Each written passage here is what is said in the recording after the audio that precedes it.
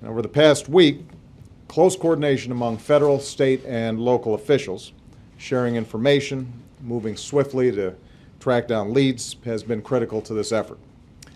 They all worked as they should, as a team, and we are extremely grateful for that. We owe a tremendous debt of gratitude to all our outstanding law enforcement professionals. These men and women get up every day, they put on that uniform, they risk their lives to keep us safe, and as this week showed, they don't always know what to expect. So our thoughts are with those who were wounded in pursuit of the suspects, and we pray for their full recovery. We also send our prayers to the Collier family, who grieved the loss of their son and brother Sean. He was born to be a police officer, said his chief at MIT. He was just 26 years old. And as his family has said, he died bravely in the line of duty, doing what he committed his life to doing, serving and protecting others. So we're grateful to him. Obviously, tonight there are still many unanswered questions. Among them, why did young men who grew up and studied here as part of our communities and our country resort to such violence? How did they plan and carry out these attacks, and did they receive any help? The families of those killed so senselessly deserve answers. The wounded, some of whom now have to learn how to stand and walk and live again, deserve answers.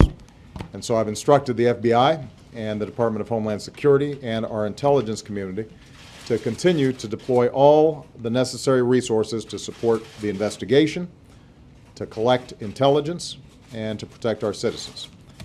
We will determine what happened. We will investigate any associations that these terrorists may have had, and we'll continue to do whatever we have to do to keep our people safe. One thing we do know is that whatever hateful agenda drove these men to such heinous acts cannot prevail. Whatever they thought they could ultimately achieve, they've already failed. They failed because the people of Boston refused to be intimidated. They failed because, as Americans, we refuse to be terrorized. They failed because we will not waver from the character and the compassion and the values that define us as a country, nor will we break the bonds that hold us together as Americans. That American spirit includes staying true to the unity and diversity that makes us strong, like no other nation in the world. In this age of instant reporting, tweets, and blogs, there's a temptation to latch onto any bit of information, sometimes to jump to conclusions. But when a tragedy like this happens, with public safety at risk and the stakes so high, it's important that we do this right. That's why we have investigations. That's why we relentlessly gather the facts. That's why we have courts. And that's why we take care not to rush to judgment, not about the motivations of these individuals, certainly not about entire groups of people.